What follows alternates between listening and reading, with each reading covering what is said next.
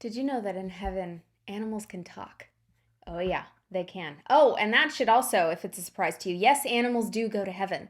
Now, that's wasn't Jesus's focus. He didn't come here necessarily for animal souls when he was on earth, but they do get an opportunity to go to heaven, and so many of them do. So also they can talk there. And let me tell you, I was pretty surprised when I found that out. There is nothing quite like realizing someone is a lot more intelligent than you realized and thinking back on all the ways thinking like did I ever mistreat you? Now fortunately I was never really an animal hurter, abuser or any kind, but when I found out, oh boy, it had this interesting moment of accountability, of accountability. I was 14 when I found out that you can talk to animals in heaven.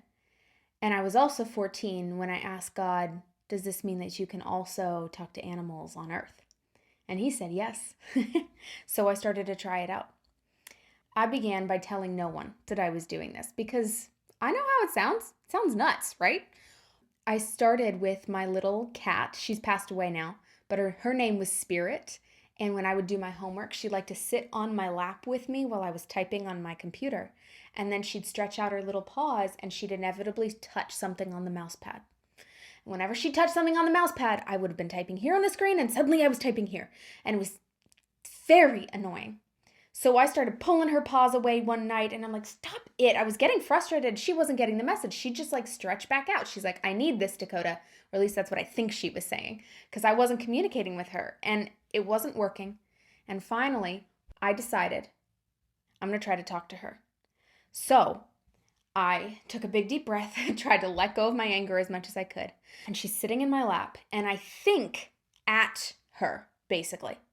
And I think, Spirit, I need you to keep your paws off of this tiny little square, the mouse pad square. I don't care if you put your paw here or here, maybe even a little further up. Just please do not touch this square. I didn't see any response. Spirit didn't even flick an ear at me. But you know what she didn't do either? She never touched that mouse pad again. For 10, not 10 years. She lived at least 10 years longer than that. But for like 5 years, as long as I had that laptop, she never touched that mouse again. And she'd sometimes put her paws to the side of it or to the other side of it, but never that particular square again. Let me tell you, when I saw that there was a real world result, oh, I was hooked. I wasn't going to stop. And today, I'm now a professional animal communicator along with life coaching and ministry thing, and it is my absolute joy to get to talk to animals. And now I can hear them back because when I first started, I couldn't hear them. I could only speak to them. Well, now I can hear them back and I get to help people with their animals and their animal problems.